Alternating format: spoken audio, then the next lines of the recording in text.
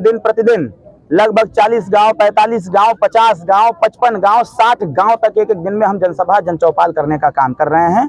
और जिस प्रकार से सुबह से लेकर देर रात तक, देर रात मतलब 1:30 बजे, 2 बजे, 2:30 बजे तक जनता इंतजार कर रही है अपने प्रत्याशी का, और प्रत्याशी से मिलने के बाद संकल्प भी ले रही है कि इस बार का वोट जो जाएगा वो आदर्शवाद पर जाएगा, व्यवहारवाद पर जाएगा, विकासवाद पर जाएगा। लगता है जो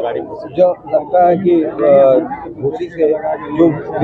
स्थानीय मुद्दे हैं उसको खत्म करके खाली आरोप प्रत्यारोप का दौर चल रहा है। ये आरोप और प्रत्यारोप विपक्ष के पास कुछ बचा नहीं है। हम तो बार बार कह रहे हैं मुद्दे की बात होनी चाहिए, सरकार की जो कमियां हैं उसको आप बताओ, ताकि जो मुद्दे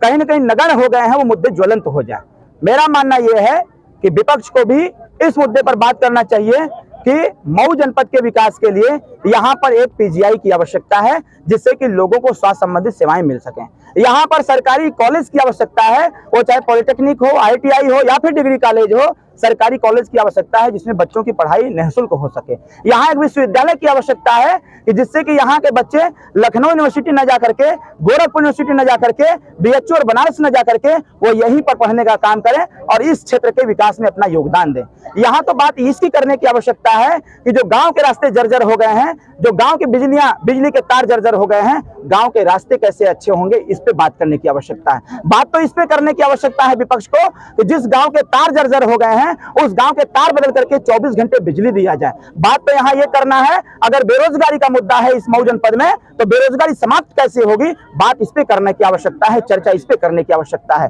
वो मेरे प्लान में है कि मैं चाहता हूं कि जब यहाँ के लोग आने वाले 1 तारीख को छड़ी का बटन दबाएंगे, अगर जनता ने अवसर दिया तो जिस प्रकार से मैं आपके गांव में बैठ के बोल रहा हूं, इसी प्रकार से देश की पंचायत में बैठ करके इस क्षेत्र के विकास के लिए बोलने का काम करूंगा, ताकि हमारे इस क्षेत्र का नौजवान गुजरात, महाराष्ट्र, पंजाब जाकर के काम करने का काम न करे, बल्कि हमारे इस क्षेत्र का नौजवान यहीं पर उसको काम मिले, हमारे क्षेत्र का भी कल्याण होगा, हमारे परिवार का भी विकास होगा, इसके साथ साथ हमारे जिले की इकोनॉमी भी बढ़ेगी। कहीं ना कहीं हमारा प्रयास जो है, बात तो इस मुद्दे पर भी होना चाहिए था कि जो यहाँ के छोटे छोटे बच्चे, जो गरीब असहाय रिक्शा खींचने वाले के बेटे हैं, मेहनत करने वाले को बेटे हैं, मजदूरी करने वालों के बेटे हैं, मनरेगा में काम करने वालों के जो बेटे हैं, जिनके मन में एक लालसा है अच्छी पढ़ाई करने का, अच्छे कॉलेज में पढ़ने का, अच्छे स्कूल में पढ़ने का, बात तो इस पे करने की आवश्यकता है कि इनके व्यवस्थाओं का संचार कैसे होगा, ऐसी व्यवस्थाओं का निर्माण कैसे होगा। मेरे मन की उपज है, मेरा हृदय कहता है अगर जनता ने आशीर्वाद और साथ दिया तो आने वाले समयों में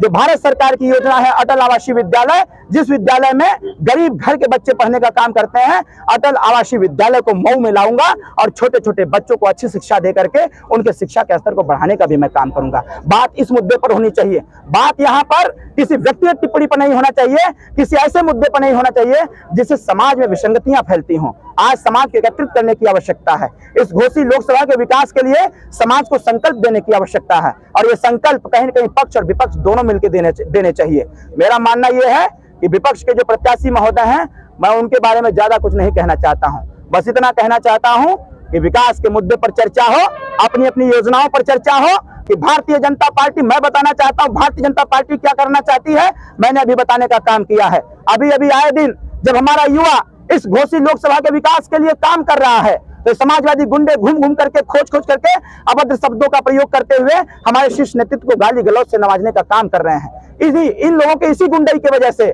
समाजवादी पार्टी की सरकार को इस जनता ने उखाड़ फेंकने का कार्य किया है। अगर ये लोग नहीं सुधरे तो यहाँ भी वही हश्र होगा कि विपक्ष के प्रत्याशी को अपनी जमानत भी बचाना दूभर हो जाएगा और घोसी की जनता एक तरफा मतदान करके यहाँ भी देश के विकास के साथ साथ घोसी के विकास को जोड़ने का काम करेगी। Thank you.